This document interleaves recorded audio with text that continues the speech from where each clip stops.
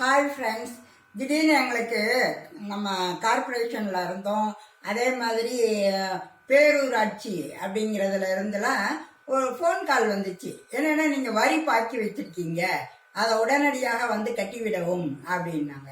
என்னடா அது வரி பாக்கி வச்சுருக்கோமா, இப்போ தானே எல்லாம் கட்டிக்கிட்டு இருந்தோம், ஊக்கத்தொகையெல்லாம் கொடுத்தாங்கன்னா வாங்கிட்டு வந்தோம் அப்படின்னு சொல்லி யோசிச்சுட்டு இருந்தோம்.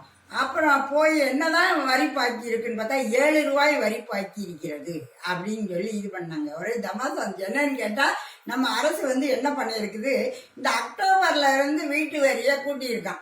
அதனால ஒரு சில இதுக்கு 7 ரூபா, சிலதுக்கு 70 ரூபா, சில வீடுகளுக்கு 17 ரூபா, இந்த மாதிரி எல்லாம் அதிகபட்சம் அது வந்து ஒரு 200 ரூபாக்குள்ளதான் எல்லாருக்குமே கூடியிருக்கு.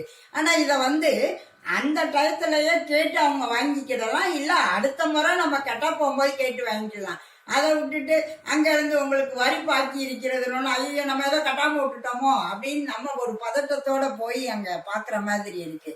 இந்த மாதிரி இல்லாம இந்த மார்ச்ல தானே வரி போடுறீங்க, இந்த மார்ச் டு மார்ச் அடுத்த இது பிப்ரவரி அப்படின்னு ஒரு இது வச்சுக்கிட்டு வருடத்திற்கு ஒரு முறை வரியை வந்து என்ன மாதிரி போடுறீங்க அப்படின்னு அரசு செயல்பட்டுச்சுன்னா ரொம்ப நல்லா இருக்கும்.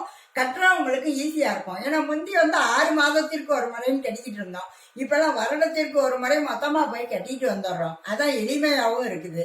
அப்படி இருக்கும்போது இந்த ஊக்கத்தொகையை கொடுத்துட்டு அப்புறம் மறுபடியும் நீங்க உங்களுக்கு வரி பாக்கி இருக்கிறது வாங்க அப்படிங்கிறது இதெல்லாம் வந்து கொஞ்சம் இதா இருக்கு. அதே மாதிரிதான் குப்பை வரி அப்படிங்கிறதெல்லாம் கண்டிப்பா வரவேற்கிறோம். மக்கள் வந்து வாங்கக்கூடாதுன்னா நாங்க சொல்லவே இல்லை. குப்பை வரி வாங்குறது பெருசு இல்லை, சுகாதாரத்தை நன்றாக கவனித்துக் கொள்ள வேண்டும் அப்படிங்கிறது தான் அதோட இது.